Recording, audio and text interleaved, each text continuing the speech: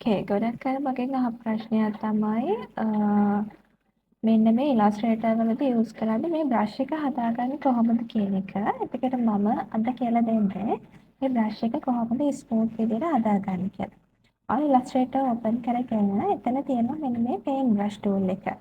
B keyboard එකේ B එකවත් තමයි shortcut එක. එතකොට මේ පේන්ට් බ්‍රෂ් එක උඩ ඩබල් ක්ලික් කරගෙන එතකොට ඔයාලට මෙන්න මේ fidelity කියලා ඔප්ෂන් එකක් එනවා. එතනින් මෙන්න මේ ස්මූත්නස් එක හදන්න පුළුවන්. බොහෝ වෙලාවට දැන් ඔයාලගේ ලැප් එකේ ඔයාලා මේ සෙටින්ග්ස් හදලා නැත්නම් මෙන්න මේ වගේ හරි මෙන්න මෙතන වගේ හරි තමයි තියෙනවා ඇත්තේ. ඊට පස්සේ මේකත් වෙන්නේ 6ක් වගේ හරි ඔය වගේ පොඩි ගාණක් තමයි ඇත්තේ මේ විටින් කියන එක. මේක මම ඔයාලට පෙන්නන්නම් මේ විදිහට තියෙද්දි ස්මූත්නස් එක මෙන්න මෙහෙම තමයි. එතකොට අර කිසි හැඩයක් නැහැ. ওই විදිහට තමයි පෙන්නන්නේ. හැබැයි අපි මේක ඩබල් ක්ලික් කරලා ස්මූත්නස් එක මේ ගානට හෝ මම නම් මේ වැඩි ගානකටමයි දීලා තියෙන්නේ. මේ විටින් කියන විටින් පික්සල් ප්‍රමාණයත් මම වැඩි කරගෙන තියෙන්නේ. එතකොට ඒකත් ඔයාලට කැමති ප්‍රමාණයට ඇඩ්ජස්ට් කරගන්න පුළුවන්. මම මේ කියන්නේ මම හදලා තියෙන විදිහ. මම මෙතන ඔක්කොටම ටික් එක දාලා තියෙන්නේ. ඊට පස්සේ ඕකේ එකට දාන්න.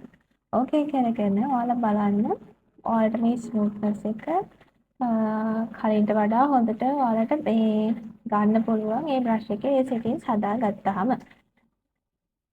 ඉතින් මම ඔයාලට ඕනනම් ඊට පස්සේ තව ප්‍රශ්නයක් තමයි බ්‍රෂ් වෙනස් කරගන්නේ කොහොමද කියන එක.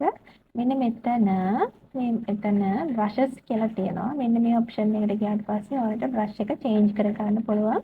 ඔප්ෂන්ස් ගොඩාක් තියෙනවා. සහ ඊට පස්සේ මෙන්න මෙතන මේ ඉරි තුන ක්ලික් කරාට පස්සේ ඕපන් බ්‍රෂ් ලයිබ්‍රරි කියලා එකක් තියෙනවා. එතනින් බ්‍රෂ් මේ ටයිප් ගොඩාක් ඔයාලට බලා ගන්න පුළුවන්. මෙතන එක එක ඒවා තියෙනවා. ඒ වගේම අපිට බ්‍රෂ් හදා ගන්නත් පුළුවන් අපි කැමති විදිහට. ඉතින් ඔය ඔක්කොම කරගන්නපුවා මම බ්‍රෂ් හදා ගන්න විදිහ වෙන වීඩියෝ එකකින් අරන් එන්නම්. දැනට අපි මෙතන තියෙන බ්‍රෂ් එකක් මෙහෙම සිලෙක්ට් කරගෙන මොකක් හරි එකක් ලියවුවොත් සහ අපිට මේකේ සයිසස් චේන්ජ් කරගන්න පුළුවන්. ඒ කියන්නේ දැන් මේකේ ස්මූත්නස් එක ගොඩාක් වැඩි කරගත්තොත් මෙන්න මේ වගේ ප්‍රශ්නත් අපිට මුහුණ දෙන්න වෙනවා. මේකේ බ්‍රෂ් එකේ සයිස් එක පොඩ්ඩක් වැඩි කරගෙන මම මේ සයිස් එක වැඩි කරගත්තේ අර බ්‍රැකට්ස් තියෙනවනේ බ්‍රැකට්ස් වල බ්‍රැකට්ස් අරින පැත්ත නෙවෙයි වහන පැත්ත. ඒ කියන්නේ කීබෝඩ් එකේ නම් වම් අත පැත්ත නෙවෙයි දකුණු අත පැත්ත. බ්‍රැකට්ස් ඔයාලා දන්නවා ඇති ගොඩක් වෙලාවට ෆොටෝෂොප් එහෙම වැඩ කරද්දිත් අපි ඔක යූස් කරන නිසා ස්මූත්නස් එක හදාගත්තේ අපි ඒක ලියද්දි පොඩ්ඩක් පරිස්සම් වෙන්න ඕනේ.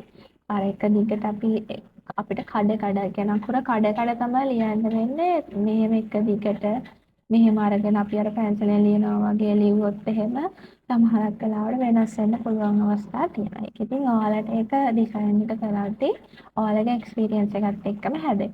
ඉතින් ඔය විදිහට තමයි මේ බ්‍රෂ් එකේ ස්මූත්නස් එක හදාගන්නේ. ලොකු දෙයක් නෙවෙයි. ඔයාලට තව මේක ගැන දැනගන්න නම් ඕනි තරම් YouTube වීඩියෝස් තියෙනවා. මේ ඉතින් එහෙමත් ඔයාලට ඒ වගේ සෙල්ෆ් ස්ටඩි කරන්නත් පුළුවන්.